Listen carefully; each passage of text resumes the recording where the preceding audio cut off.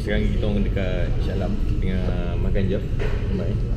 Aku pergi Shah Alam sebab nak ambil business card. Aku print business card hari ni. Sebab aku print business card,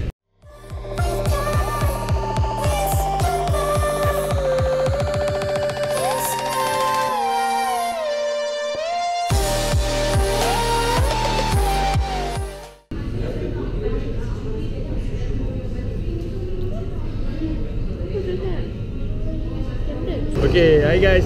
Hari ni 27 hari bulan 9 tahun 2018, bukan 2019 kan. Aku dekat Livebox ni. So kita orang dapat invitation daripada YouTube Creator Day. Okay, jom.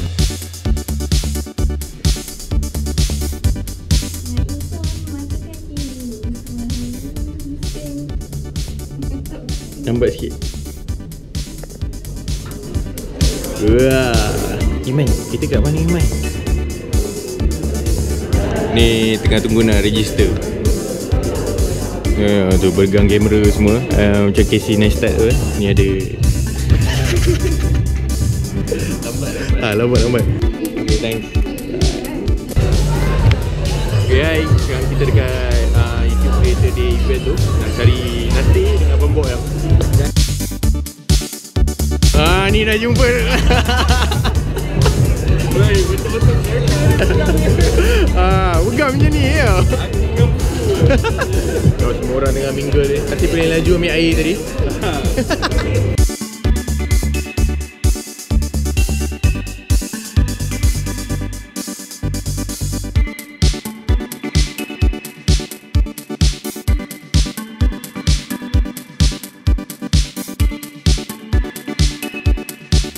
Okay, hari ni ada legend channel dekat YouTube untuk vloggingnya.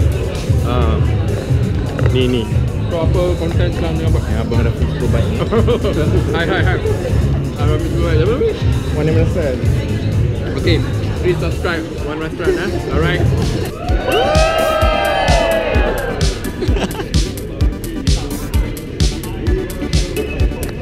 Apa dia suruh buat tadi? Thank you for coming. I hope you enjoyed the rest of the evening.